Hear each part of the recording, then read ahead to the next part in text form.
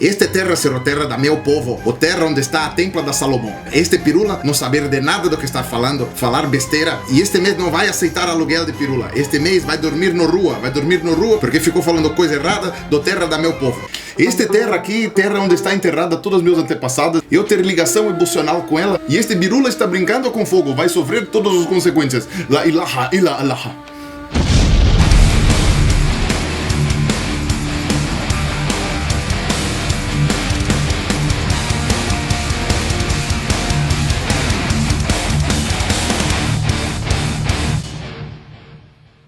Olá pessoas, este é mais um vídeo meu aqui na internet e eu finalmente resolvi falar sobre o assunto que eu estava relutante há, anos até, para comentar. Mas agora, devido aos novos conflitos ali na região, todo mundo me cobrou e eu vi muita coisa errada sendo divulgada por aí, então eu resolvi fazer esse aqui para explicar melhor a questão do conflito entre Israel e Palestina, para quem não sabe. Eu vou tentar explicar da maneira mais didática possível que eu encontrar o porquê das minhas opiniões sobre a questão palestina. Para começar, que não tem como você resumir essa história toda sem falar merda. É impossível não falar merda, não falar alguma coisa errada. Eu vejo aquilo que eu leio nos livros, aquilo que as revistas mostram, aquilo que as televisões mostram, que as imagens mostram. Baseado nisso que eu fiz a minha pesquisa, tá? Não tem como eu estar na cabeça de cada uma das pessoas que mora ali, de todos os judeus, todos os muçulmanos. Eu tentei minimizar o máximo de merdas que eu poderia falar sobre esse assunto. Mesmo que você discorde de mim no final desse vídeo, você pelo menos não vai poder dizer que eu não me esforcei para falar o mínimo de merda possível. E um dos vídeos muito bons que serviu inclusive de base para formar a minha opinião,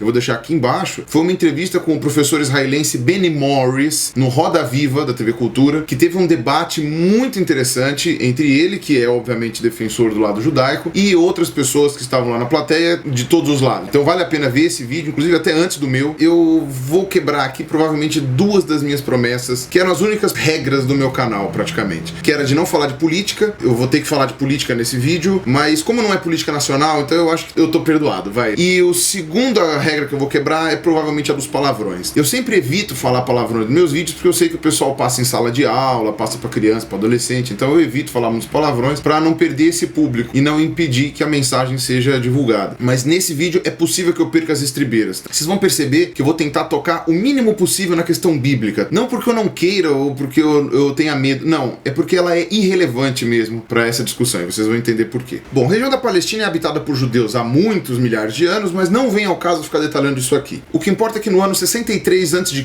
ou antes da Era Comum, o reino de Israel virou um reino tributado do Império Romano. Isso gerou uma revolta e uma comoção em boa parte da população ali daquela região, que era em sua maioria judeus. Graças a isso, começaram a desejar com mais força a vinda do Messias logo, devido a essa dominação romana. Um filme que retrata de forma muito bem humorada, mas ao mesmo tempo historicamente de forma muito precisa esse período, é aquele filme do Monty Python, aquele grupo de comédia britânico, que chama A Vida de Brian, tá? Se vocês puderem ver esse filme, vou deixar o link aqui embaixo. Ele dá uma resumida muito boa no contexto judaico daquela época, naquela região. No ano 70 da nossa era, os judeus resolveram fazer uma insurreição gigantesca para brigar contra a dominação romana, perderam de lavada, os romanos ficaram de saco cheio daquela brigaiada toda e mandaram os judeus embora. Falaram assim, ó, a gente deixar vocês ter o reino de vocês aqui, vocês vieram arrumar briga, então agora, ó, tá todo mundo pra fora daqui. Bom, os judeus tentaram retomar de novo a região da Palestina dos romanos, lá entre o ano 100 e o ano 132, que foi conhecida como Batalha de Bar Kokhba, mas também não deu em nada. Reza a lenda que o fato dos cristãos terem se negado a ajudar os judeus durante essa revolta que teve contra Roma, e principalmente a interpretação que os cristãos deram para a segunda destruição do Templo de Salomão, foi uma das razões que motivou a briga entre as duas religiões, que até aquele momento eram dois braços do judaísmo, ou seja, não eram essencialmente diferentes. O Evangelho de João, que provavelmente é o evangelho mais recente dos 4 evangelhos canônicos, é o único dos 4 que joga a culpa da morte de Jesus ostensivamente nos judeus, gerando uma divisão bem clara entre essas duas religiões e tentando fazer o leitor esquecer que Jesus e todo mundo que estava lá era judeu também. Como com quase toda certeza esse evangelho foi escrito depois do ano 70,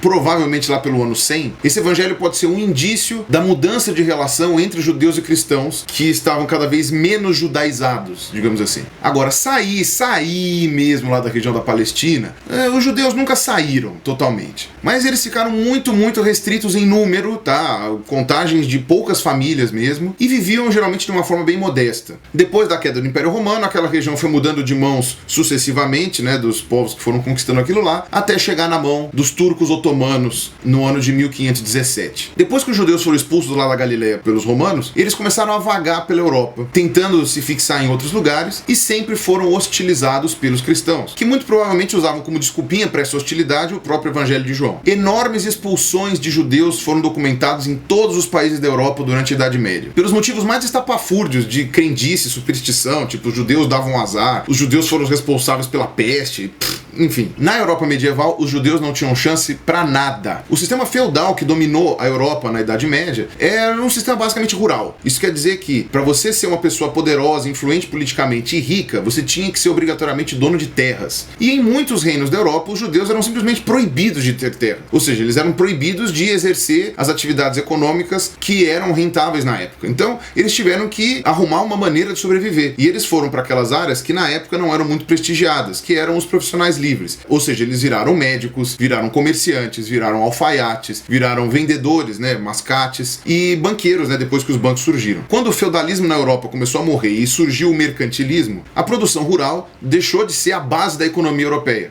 Então, os profissionais livres, como comerciantes, alfaiates, etc., puderam então ter a chance de se tornar pessoas ricas, poderosas e influentes politicamente. E os judeus europeus, que até então não tinham chance para nada, agora estavam numa posição de destaque, tá? Numa posição mais privilegiada. Mas o preconceito contra judeus, o antissemitismo, sempre existiu na Europa, sempre foi muito forte, e agora estava até agravado pelo fato de que muitos judeus eram até mais ricos do que os cristãos, né? Gerando uma certa raiva. Muitos judeus que eram expulsos dos países onde eles moravam lá na Europa foram se refugiar na Palestina. E naquela época a região, como eu tinha falado, estava sob domínio turco-otomano, que era uma merda. Aliás, como praticamente todas as áreas que estavam na mão dos otomanos. Vocês perguntem para algum árabe, para algum armênio, se eles gostam de ser chamados de turcos aqui no Brasil. Procura alguma coisa sobre genocídio armênio na internet, você vai ver como é que os turcos otomanos eram bonzinhos. Enfim, naquela época, os judeus que foram morar na Palestina, principalmente fugidos da Europa, viviam uma vida miserável. E eram uma minoria esmagadora. A grande maioria que morava naquela região eram muçulmanos, e até os cristãos eram mais numerosos do que os judeus. Mas esse fluxo de imigração foi aumentando. E até 1850, pelo menos nas grandes cidades da Palestina, como Jerusalém, por exemplo, os judeus já eram quase metade da população. Mas eles chegaram não invadindo, chegaram comprando mesmo. Chegou, pô, vou comprar uma casa aqui, o cara vende, enfim, ou então eu vou construir uma casinha aqui onde não tem nada construído, sabe, normal. A princípio, nesse período, tava tudo tranquilo. Esse sonho de voltar pra Terra Prometida, pra Terra Santa, etc e tal, sempre rondou o imaginário dos judeus, tá? E a gente pode dizer que isso seja uma forma de sionismo. Porém, a gente não pode falar de sionismo político, né, ou uma coisa mais efetiva, mais concreta, sem você falar de Theodor Herzl,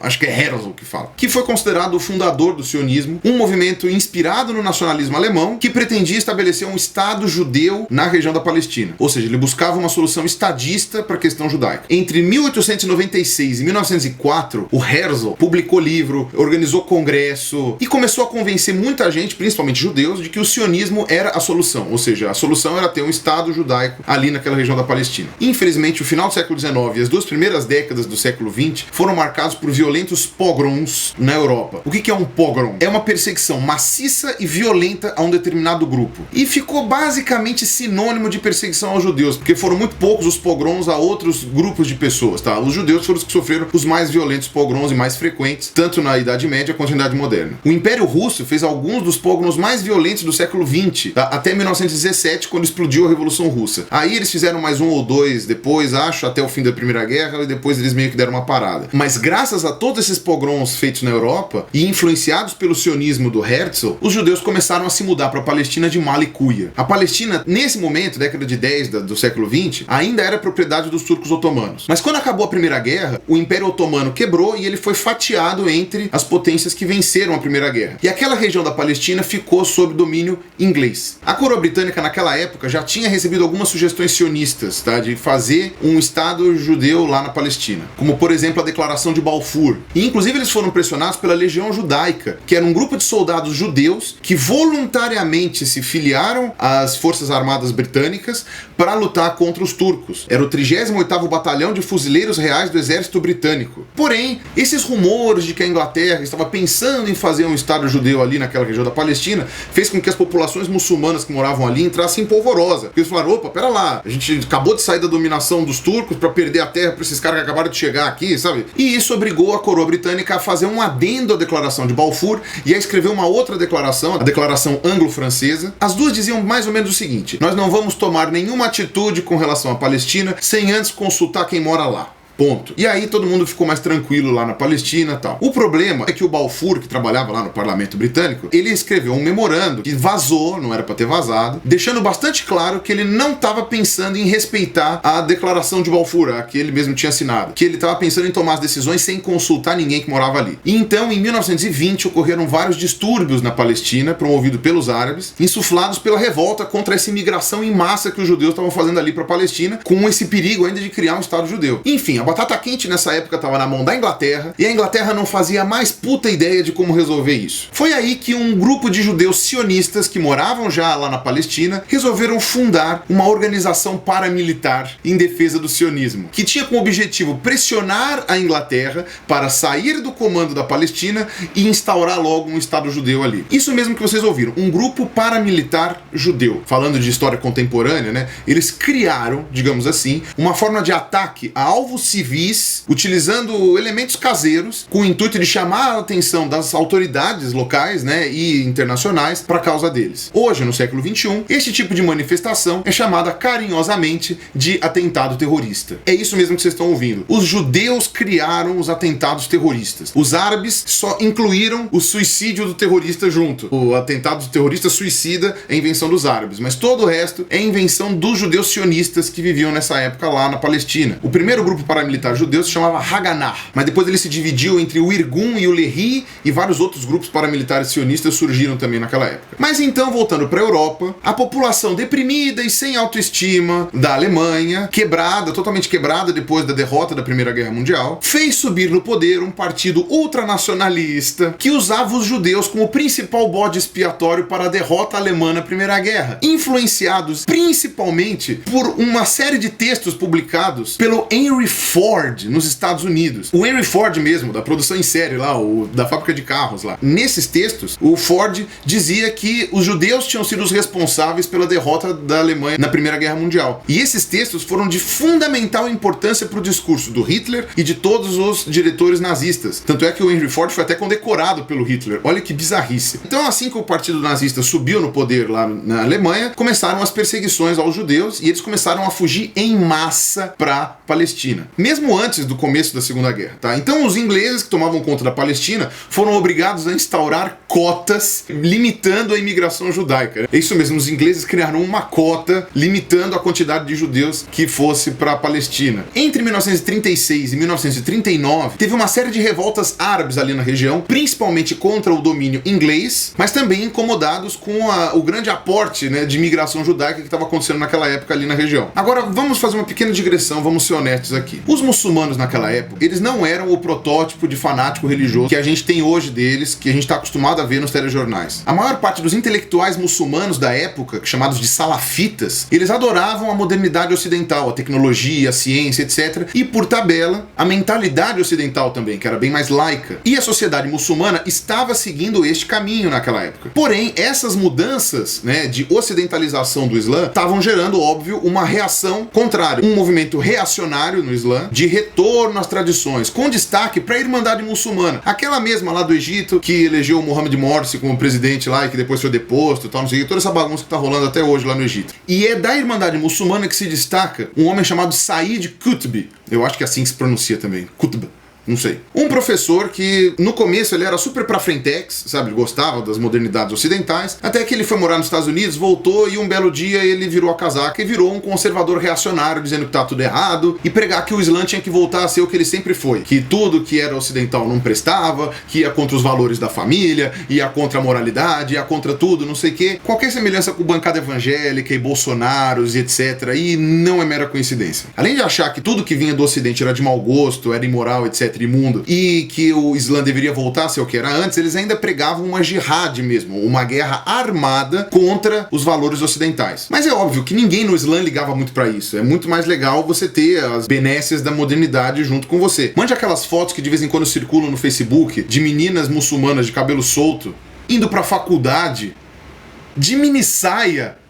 Isso daí lá no Afeganistão, no Iraque, era assim. Porém, esses conservadores reacionários, eles ganharam muita força, muita adesão popular mesmo, quando começou essa treta com Israel. Tanto é que praticamente todo o movimento jihadista que a gente tem hoje, de quase todos os grupos muçulmanos que defendem a jihad, né, a Guerra Santa, teve como mentores os ultraconservadores muçulmanos desse período aí. Pra vocês terem uma noção, o próprio Osama Bin Laden assistiu a inúmeras aulas do irmão do Said Qutb. Bom, mas enfim, voltando agora lá pra década de 30, o pau tava comendo solto lá na Palestina, e em 1939 os britânicos publicaram o que eles chamaram de Livro Branco de 1939, ou Livro Branco de MacDonald, que propunha não a criação de um Estado exclusivamente judeu, propunha a criação de um Estado único, pluricultural, plurireligioso, governado pelos dois, mas esse texto mantinha ainda as cotas de imigração judaica para não lotar de judeu a bagaça lá, para não desequilibrar a proporção. Aí é óbvio, né, que os líderes sionistas da época lá recusaram as propostas desse Livro Branco, tá? E até bem compreensível. Mas a Inglaterra nem teve muito tempo para tentar continuar resolvendo essa situação, porque em 1939 mesmo começou a Segunda Guerra Mundial. E o resultado todo mundo conhece muito bem. Os cálculos oscilam em mais ou menos 6 milhões de judeus mortos. Não mortos por serem soldados, porque se você for fazer as contas, morreram muito mais soldados russos até do que judeus. Não mortos porque moravam na zona de conflito e acabaram morrendo por azar. 6 milhões de judeus mortos, única e exclusivamente pelo fato de serem judeus. O que foi chamado de Holocausto, que é o nome que os judeus davam para quando um animal era morto em oferenda para Jeová no Velho Testamento. Isso era um holocausto. Essa história todo mundo conhece. Enfim, depois que acabou a Segunda Guerra, foi fundada a ONU, e a ONU começou a pressionar a Inglaterra para tomar uma decisão com relação à questão judaica. Não só a ONU, a opinião pública, né, graças às propagandas, etc e tal, também começou a pressionar a Inglaterra, em parte porque praticamente todos os estúdios de Hollywood foram fundados ou na época eram gerenciados por judeus. A maioria deles fugidos da Europa, judeus europeus mesmo, húngaros, alemães, austríacos, fugidos para os Estados Unidos. E os grupos sionistas paramilitares também estavam pressionando a Inglaterra. Esses últimos pressionando de uma forma muito peculiar. O Irgun fez um atentado terrorista ao Hotel King David, em Jerusalém, que era um hotel onde ficavam as famílias de muitos funcionários britânicos que moravam lá na Palestina. Entre mortos e feridos, somaram-se 200 pessoas. Depois desse atentado, vários outros atentados foram feitos por grupos terroristas judeus, tanto na Palestina quanto no Egito. Um grupo terrorista que ataca alvos civis e explode coisas porque ele não tem um país. Isso não te lembra alguma coisa, não? Isso me lembra alguma coisa ali mesmo, na mesma região, só que o pessoal de outra religião. Não lembra isso pra vocês, não? Aí 2 anos se passaram e em 1947 a Inglaterra entregou os pontos. Ela assumiu publicamente. Não tenho competência pra resolver esse pepino monstruoso que se formou ali, com essa questão palestina. E jogou a peteca na mão da ONU, que era recém-fundada, tinha acabado de surgir. A ONU então resolveu optar pela proposta dos 2 estados, um estado judeu e um estado muçulmano, e a cidade de Jerusalém seria um enclave internacional. Aquilo lá seria uma área gerenciada pela própria ONU e não pertenceria a nenhum dos 2 países. Pela divisão da ONU, os judeus, que naquela época eram 1/3 da população da Palestina, iam ficar com 56% do território. E mesmo assim, o lado judeu ainda ia ficar com a população metade muçulmana e metade judaica, porque tinha muito mais muçulmano do que judeu. E esse pedaço que ia ficar pro lado judeu também detinha a maior parte das terras férteis da região da Palestina. A Liga Árabe, né, formada pelos países muçulmanos, obviamente discordou da proposta que foi feita, mas no começo ela realmente tentou uma solução pacífica e diplomática para a questão. Eles não estavam a fim de começar outra guerra. Porém, a população árabe mesmo ficou revoltada e começaram a pipocar conflitos aqui e ali, atacando os judeus. Aí o que acontece? Esses grupos sionistas, paramilitares, começaram a estratégia que eles chamaram de ataque defensivo. Ou seja, qualquer ataque que eles sofressem dos muçulmanos, eles iam lá e eles iam resolver da mesma forma que Josué resolvia no Velho Testamento da Bíblia. Se você não sabe como é que o Josué fazia, lê o livro de Josué, eu não vou nem explicar aqui. Abre a Bíblia e lê o livro de Josué. Em 1948, os judeus sionistas começaram um plano que eles chamaram de Plano Dalet. Começaram a invadir invadir sistematicamente aldeias muçulmanas, expulsar todo mundo que tava lá. Mandar embora, simplesmente assim, tipo, fora, tchau. Eles saquearam e expulsaram um monte de aldeias muçulmanas dentro do território que a ONU tinha dito lá que era território judeu. Calcula-se que mais de 250 mil árabes tenham sido expulsos ou fugiram da região da Palestina naquela época, graças à ação de grupos paramilitares judeus. É expulso assim, olha, eu quero essa terra, deram essa terra pra mim, eu não quero você aqui, tipo, fora, não interessa, fora, sai daqui, pau no cu que você morava aqui antes, eu não tô interessado nisso, eu tô te mandando embora, tô te expulsando mesmo da tua terra. O mandato britânico acabava em maio de 1948, e a agência judaica, assim que acabou o mandato britânico, a agência judaica proclamou aquela área ali, Estado de Israel, pronto, proclamei um Estado, eu vou lá, ponho uma bandeira e falo, ó, agora aqui é meu. E que se fodam os prejudicados. Não tô interessado no que você tá pensando. Eu vou fundar um estado aqui e pau no teu cu. E a ONU, que tinha feito a proposta dos dois estados, vendo que um estava se consolidando e o outro não, né, e ainda de maneira completamente beligerante, fez o quê? Fez porra nenhuma. Ficou olhando o circo pegar fogo. Aí, no dia seguinte, todos os países da Liga Árabe mandaram tropas para atacar Israel. Israel se defendeu como pôde e tinha armamentos muito melhores. Em retaliação, os judeus que moravam em países árabes foram expulsos também, então você teve uma grande expulsão de judeus também dos países árabes, e aí eles fugiram para Israel, né? E aí toma território, devolve território, pega a Península do Sinai, pega a colina de Golã, devolve isso, devolve aquilo, faixa de Gaza, Cisjordânia, tal. O terrorismo judeu deu uma parada, porque as forças paramilitares viraram forças militares, né? Porque eles foram anexados às forças armadas israelenses, então, tipo, não era mais um grupo paramilitar, era um grupo oficialmente militar. E aí os árabes da Palestina, que depois que a Inglaterra tirou o corpo fora, não conseguiram ter um país, né? Não conseguiram,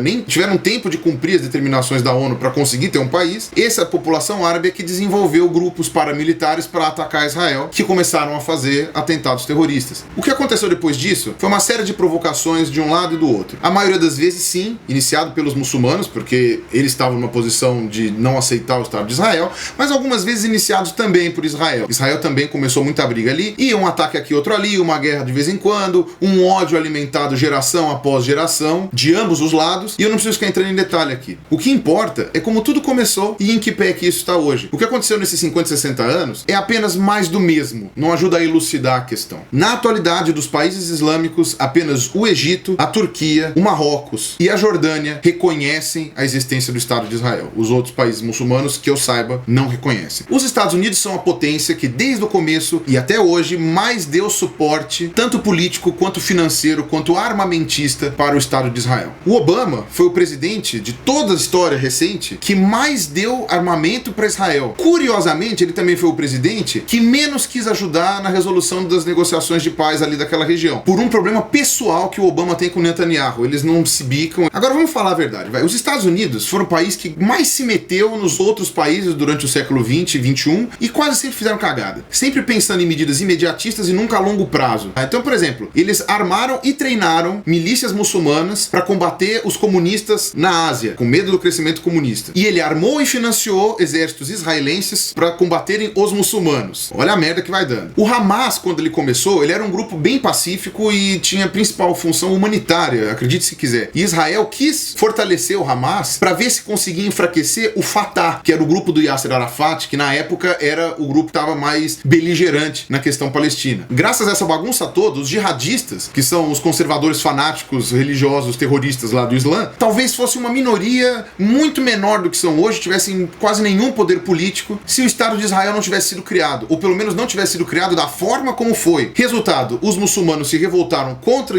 Israel e, por tabela, contra os Estados Unidos, porque financiou Israel, e o atentado do 11 de setembro, né, foi uma consequência de toda essa bagunça. Não sei se vocês perceberam, mas desde a independência dos Estados Unidos, o 11 de setembro foi o primeiro ataque que os Estados Unidos sofreram em solo americano, que matou civis americanos. E foi feito pelos mesmos árabes que os Estados Unidos treinaram contra os comunistas. O Hamas, que foi fomentado por Israel, hoje é a principal preocupação terrorista que eles têm. É o grupo mais armado, mais organizado e mais atuante. Agora, os Estados Unidos eles se meteram em tudo durante toda a história da existência de Israel. Vocês podem ver lá aquele negócio do Bill Clinton tentando o acordo de paz entre o Arafat e os líderes israelenses, etc. E agora o Obama tá querendo tirar o corpo fora, falando assim, não, a gente se desgastou muito com essa coisa do Oriente Médio. Ô cacete! Os Estados Unidos são diretamente responsáveis pela situação caótica que existe hoje lá no Oriente Médio e na Palestina. Eles têm obrigação de continuar ajudando a resolver, sim, aquele conflito. Por outro lado, também é paradoxal vindo dos países árabes, porque os países árabes que têm esse sentimento de anti-americanismo como um todo, eles são ricos basicamente porque eles vendem petróleo. E o maior mercado deles é os Estados Unidos, que compram esse petróleo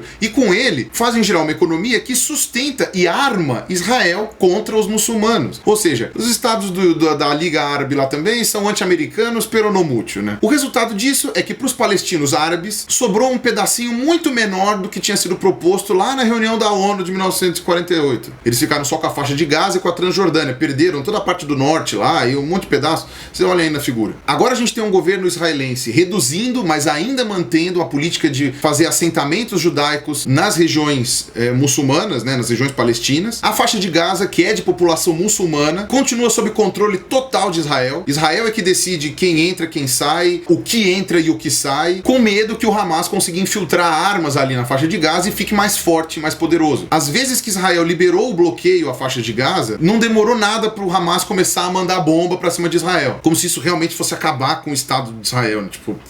Também a ideia dos caras. O Hamas continua provocando Israel, fazendo atentados e tacando bombas a partir de áreas civis, para que quando Israel contra-ataque, o alvo seja uma área cheia de civis. Aí mata criancinha, explode cabeça de velhinho e etc. Essas imagens são fortes, sim. Os líderes organizadores do Hamas são frios, calculistas e sem coração, sim. Aliás, como todo fanático, eles estão usando o próprio povo deles como escudo, doutrinando crianças como soldados. Tanto que depois do primeiro massacre aí nesse último conflito que começou mês passado, Israel agora tá avisando com 2 dias de antecedência, antes de tacar qualquer coisa lá, para o pessoal evacuar, sair, e aí morreu quem quis. Morreu quem quis. Mas a estratégia de Israel ainda é uma cagada. Até o dia que eu gravei esse vídeo, matou mais de 800 palestinos, a grande maioria civis, enquanto Israel computa aí seus 30, 40 soldados mortos e menos de 5 civis mortos. Ok, a intenção do Hamas era matar mais, é óbvio. Se dependesse da intenção do Hamas, era pra ter morrido, sei lá, 1000 israelenses, entre crianças, velhinhos, mulheres e homens, etc. Não matou mais porque Israel tá melhor preparado, tem aquela proteção antibomba, tem etc e tal, mas isso não muda o fato de que a política de revide de Israel tá uma bosta. Aí Israel tá falando o quê? Que isso é uma estratégia do Hamas para fazer com que civis palestinos morram e a opinião internacional, né, a opinião pública internacional se volte contra Israel. Se isso realmente é uma estratégia do Hamas, ela tá funcionando perfeitamente, magnificamente. E o Netanyahu, loser. Depois do sequestro e morte de 3 rapazes israelenses no mês passado, ou mês retrasado, e o Hamas não assumiu a autoria desse sequestro e dessas mortes, tal, como seria o esperado, mas depois que isso aconteceu, o sentimento de anti-islã tem crescido muito lá dentro de Israel. E o partido de extrema-direita israelense, que são os herdeiros do Haganah, aquele grupo paramilitar sionista que começou os atentados e que está no poder porque é o partido do Benjamin Netanyahu, só tem nos últimos anos colecionado pérolas. Em 2013, vazou a notícia de que médicos israelenses estavam dando anticoncepcional forçado para judias negras refugiadas da Etiópia. Sim, porque você tem um grupo de judeus negros etíopes. Isso pegou tão mal, mas tão mal, que obrigou o ministro da saúde, sei lá, ou quem quer que seja lá de Israel, a falar, não, olha, na verdade a gente não vai mais forçar, tá? A gente vai só sugerir fortemente que elas tomem anticoncepcional e não tenham mais filhos. Em 2012, Israel usou, num bombardeio contra o Hamas, bombas de fósforo branco. E um monte de criança palestina foi queimada viva. Nem procura foto disso na internet, que é uma coisa horrível, nem procura. Esse composto, fósforo branco, é proibido internacionalmente desde 1925. E por muito menos, a ONU exigiu entrar em território sírio para ver as armas químicas que o Bashar al-Assad lá estava usando lá na guerra contra os rebeldes. Agora, limpeza étnica e ódio xenofóbico são comuns em muitos países do mundo. É uma coisa terrível, é uma coisa horrorosa, é uma coisa que deveria ser extirpada da humanidade, que a gente deveria lutar contra todos os dias, mas é uma coisa comum, é uma coisa que acontece, então não teria por que a gente destacar só o ódio xenofóbico israelense, ou tentativas de limpeza étnica de Israel. Mas a gente destaca exatamente porque ela vem dos judeus. É mais inimaginável essa atitude exatamente porque vem dos judeus, porque eles foram as principais vítimas da limpeza étnica nazista. Eles sofreram o Holocausto na pele deles. Tem gente viva até hoje que fugiu de campo de concentração ou que foi encontrado vivo depois do fim da guerra. Por isso que hipocrisia é uma palavra fraca para definir o que está acontecendo e está se formando entre uma parte da população lá de Israel e que está sendo fomentada principalmente por esse partido de direita conservador que está no poder lá em Israel. Isso alimenta o quê? Alimenta o discurso do absurdo. Por exemplo, o pessoal que diz que o Holocausto não aconteceu. Ele fala, pô, se tivesse acontecido, esses caras não estavam agindo do jeito que estavam agindo, né? Até parece que eles não lembram o que aconteceu com eles. Então é uma atitude inexplicável, sabe? Um judeu nazista é um termo que deveria ser tão incongruente quanto subir para baixo, mas aparentemente não é. Aparentemente isso existe. E eu tô realmente na dúvida se isso não é um efeito mola, que nem eu discuti nesse vídeo aqui lá que eu falei dos ateus. Agora, dando a minha opinião. E dando a minha opinião, é possível até que eu perca ou decepcione muitos amigos que eu tenho, porque eu tenho muitos amigos judeus. Mas resumindo em uma frase, fazer um Estado 100% judeu, não de população 100% judaica, mas controlado 100% por judeus, naquela região da Palestina, foi a maior cagada do século XX. E a culpa disso ter acontecido é da incompetência da Inglaterra e da ONU em gerenciar aquela situação, em dar bênção para os sionistas e não tentar impedir que eles fizessem o que eles fizeram lá, como se eles fossem os donos do mundo. Os judeus, em geral, conviviam numa boa lá nos países do Oriente Médio. Tinha uma cacetada de judeu vivendo no Irã, vivendo no Egito, e eles viviam numa boa lá. Nenhuma briga que eles tinham com os muçulmanos era maior do que uma discussão Corinthians e Palmeiras, por exemplo. Dava para os judeus irem morar lá na Palestina, como eles já estavam fazendo antes da Segunda Guerra Mundial, e terem feito um governo plurirreligioso ali, sabe? Uma Jordânia aumentada, mais ou menos como tinha sido sugerido lá no livro branco do McDonald lá, só que sem a parte de limitar a quantidade de judeus, sabe? Tipo, enfim, daria para ter feito isso. E eu concordo, eu não tô dizendo que não deveria existir um Estado judeu, um Estado dominado e controlado pelos judeus exclusivamente. Eu acho que deveria existir sim, eles podem ter esse Estado. Mas em algum lugar em que os moradores prévios não tivessem que ser expulsos. Ai, pirula, mas antigamente a terra era deles. Há 3.000 anos atrás a terra era deles. Já tinha um Estado judeu ali há 2.000 anos atrás e não sei o que, então aquela terra é deles. Ok, então partindo por essa lógica, São Paulo, Rio de Janeiro, Belo Horizonte, Recife, Porto Alegre, etc., a gente pode devolver para os índios. Há 500 anos atrás, já muito menos tempo, essa terra era toda deles. E foi tomada à força pelos europeus. Ainda tem muito tupi, tem muito tupinambá, tem muito guarani aí que poderia vir morar aqui, e aí, enfim. E veja bem, se você não conhece meu canal e tá chegando agora, eu já fiz 2 ou 3 vídeos, se não me engano, sobre a questão indígena, e eu apoio a defesa das reservas indígenas, tá? Quando elas são legítimas. Eu acho um absurdo quando tentam invadir terras indígenas. Agora, eu tô falando isso por quê? Porque dizer que eles eram os donos da terra no passado e agora continuam sendo dono, não é argumento. Porque se for argumento, a gente tem que devolver um monte de terra pra um monte de gente, sabe? No mundo inteiro. Isso é um dos motivos de porque eu nem entrei na questão bíblica aí da história, tá? Porque ela é irrelevante pra essa discussão. Agora, a quantidade de gente, isso sim é argumento. Isso é relevante. Foi morar um monte de judeu lá na Palestina. Há bem menos tempo do que os muçulmanos estavam lá, mas foram morar lá. Então, realmente, tinha que ter sido bolada uma solução ali pra todos eles. Mas não porque a terra era dos judeus um tempo atrás. Isso não faz sentido. Os judeus ou a ONU poderiam ter conseguido, comprado, sei lá, arrumado terras em outros lugares. Por exemplo, uma área pouco habitada dos Estados Unidos. Não estava na mão da Inglaterra antes? Então podia ser, olha quanto país que era da Commonwealth na época. O Canadá era da Inglaterra, a Austrália, a Nova Zelândia. Podia ter sido um pedaço desses países, até do Brasil mesmo, para formar um Estado judeu, um Estado de democracia baseado no judaísmo, só pelos judeus. E os judeus que quisessem poderiam ir para a Terra Santa a hora que eles quisessem, poderiam morar lá se eles quisessem. Ia ser lindo, só que não foi. Fizeram Israel ali, forçado, e foi uma cagada, e essa cagada já tá gerando a morte de milhares de pessoas nos últimos 60, 70 anos, mas agora que a merda já está feita, é uma cagada pior ainda, a meu ver, tirar o Estado de Israel dali agora. A merda já tá feita e a gente tem que arrumar uma solução. E nesse ponto, eu sou um pessimista. Muito parecido com a opinião do Benny Morris lá, o professor que deu a entrevista no Roda Viva. Sabe quando que essa guerra vai acabar? Nunca.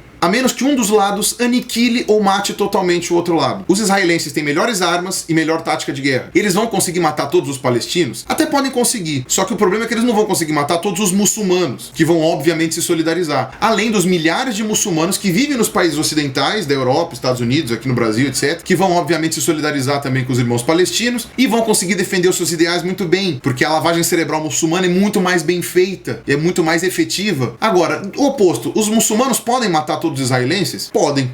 são 8 milhões de pessoas, concentradas principalmente em 3 ou 4 cidades. Então, você consegue com 2, 3 bombas atômicas ali e você mata tudo. Por isso, a preocupação monstruosa que Israel tem com o programa nuclear iraniano. O Benny Morris fala sobre isso lá no programa Roda Viva. Israel tem bomba atômica e nunca usou, tá? Ela usa só como soberania nacional. Agora, se Israel souber que o Irã também tem bomba atômica, eu não duvido que, por um ataque defensivo, igual os sionistas fizeram, eles trucidem totalmente o Irã. Mas o Irã mantém segredo dos detalhes do projeto nuclear dele. Ninguém sabe direito o que ele está fazendo. E eu não duvido nada que o Ayatollah Khamenei ele esteja realmente tentando procurar a solução definitiva para o problema palestino, gerando um segundo holocausto, que só vai ter a chance de acontecer, ironicamente, porque tentaram impedir que ele acontecesse lá nos anos 40. E seria um holocausto vindo de um país que vive uma teocracia que foi fomentada pelos Estados Unidos na década de 70 para impedir que virasse comunista. Quer dizer, uma tragédia horrível e que é latente, ela precisa realmente ser evitada de alguma forma. Ou seja, eu não vejo muita esperança para essa guerra. Israel tem a obrigação de ser benevolente nos acordos de paz, deveria aceitar um acordo que aceitasse a paz a qualquer custo, mesmo que fosse prejudicial para Israel, desde que não abalasse a soberania do Estado de Israel, que mantivesse a autonomia do país. Como o Benny Morris falou, não dá para todos os palestinos que vivem nas áreas ocupadas voltarem para Israel, porque senão os muçulmanos vão ser maioria no país e aí deixa de ser um Estado judeu para ser um Estado muçulmano. Mas dava, por exemplo, para Israel parar com os assentamentos judeus nas regiões palestinas. Dava para deixar os muçulmanos da primeira geração ainda, que ainda estão vivos, tem gente que foi expulsa das terras lá na década de 40 e está viva até hoje. Dava para deixar essas pessoas e os seus familiares diretos voltarem para as áreas que foram ocupadas, voltar para os vilarejos, para as aldeias, volta para lá e fala assim, ó, tá bom, ó, essa é a terra de vocês, onde estão seus antepassados, voltem para cá. Não dá para deixar todo mundo voltar, mas pelo menos essas pessoas. Mas isso o governo israelense não deixa. Eu acho que todo mundo só sai perdendo. Os israelenses, os palestinos, o mundo como um todo, os muçulmanos como um todo, os judeus como um todo, e infelizmente eu não vejo nenhuma solução que eu acho, pelo menos, realizável. Os judeus nunca vão sair dali, o que seria uma solução. Os grupos jihadistas nunca vão aceitar a presença de Israel ali, o que seria uma outra solução. Os pais, tanto palestinos quanto israelenses, nunca vão deixar de propagar esse ódio para os seus filhos, o que a meu ver seria a melhor das soluções, a solução mais excelente que tem, mas não vai acontecer. E vai sendo assim, até um acabar totalmente com o outro. A nós, réis mortais, que moramos longe daquela região e não temos como interferir diretamente, resta apenas ficar olhando de camarote e acompanhar a mais este espetáculo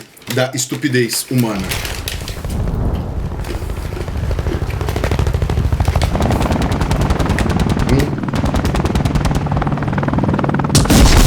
Moça, a minha pipoca veio com gosto de sangue.